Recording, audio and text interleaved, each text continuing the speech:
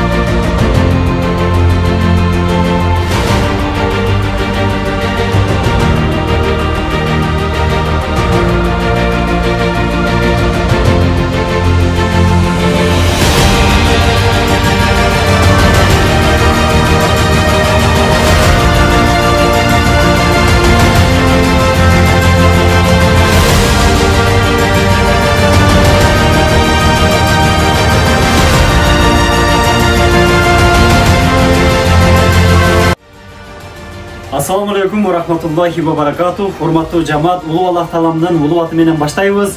Улуу Аллах Тааламдын улуу аты менен башталган ишибиз дагы улуу берекелүү ыйык Рамазан айында Ыйман Аманат Нуру коомдук кайрымдуулук фондунун 19-үйү дагы сиздердин жардамыңыздар менен ушундай сонун керемет укмуш болуп өттү. Аллах Таалам ыраазы болсун. Аллах Таалам акыретте ушул жалгыз бой энебиздин үйлүү болушуна себепкер болгон жалпы мусулман бир туугандарыбызга Аллах Таалам бейиштин төрүнөн орун берген болсун.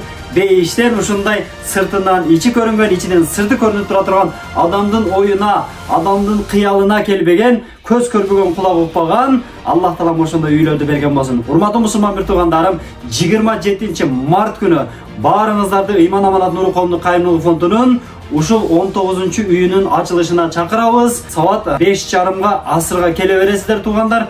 Биз видеонун акырында ушул кайсыл жол менен келесиздер монтажга кошуп коебуз. Кудай буйруса, Ыйман Аманат Нуру коомдук кайрымдуулук фондунун муктаждарга салып аткан 19-үйүнүн ачылышына Аллах Таалам буйруса, Баткен губернатору, Кызыл Кыя мэриясы, Кызыл Кыя хатибияты, ошондой эле жогорку кеңештен жана Кыргызстандагы элибизге, журтубузга кызмат кылып аткан атактуу ажыбыз келет.